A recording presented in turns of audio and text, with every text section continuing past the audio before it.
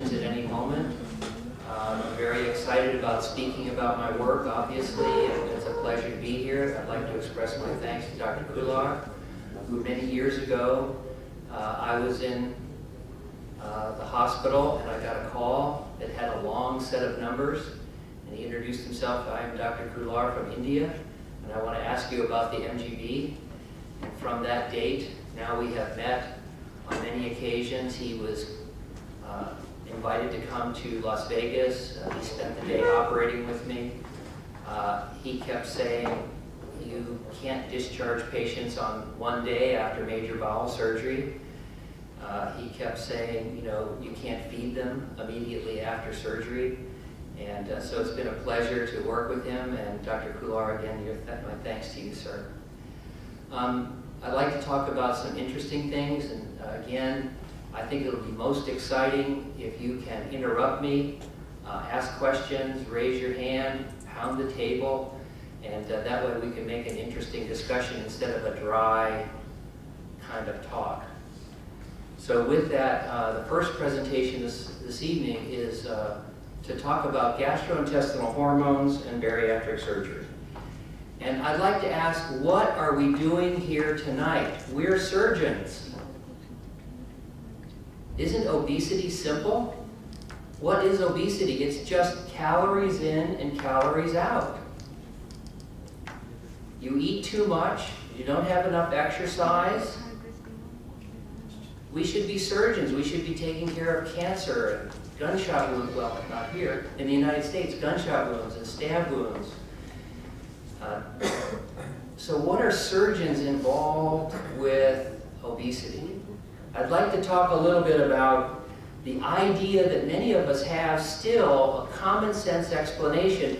Obesity is just calories in and calories out, and if that's true, then the solution is also simple. Eat less and exercise more. So you have clinic, you told me you see 100 patients in clinic, obese patients. What do you tell them? Eat less, exercise more, right? And when they come back next week or next month, any success? No.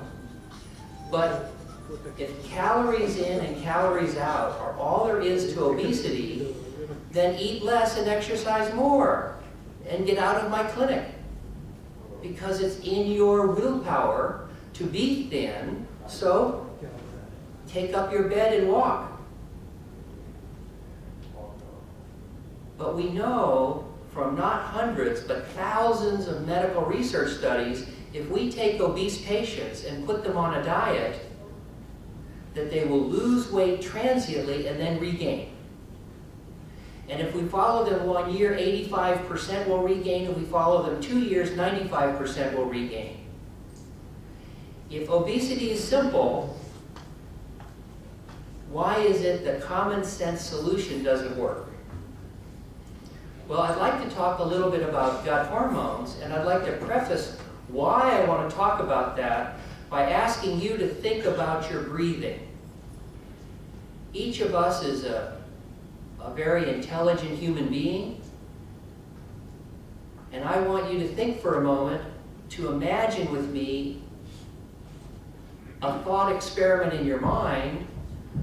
I think we've all decided for this experiment that you're breathing too much. You're over-breathing. I think this group, including myself, we're a bunch of over-breathers. So let us use the intellectual part of our brain, the cortex of our brain, and let's stop breathing so much. That's going nowhere, right? You cannot control your breathing for more than a few minutes.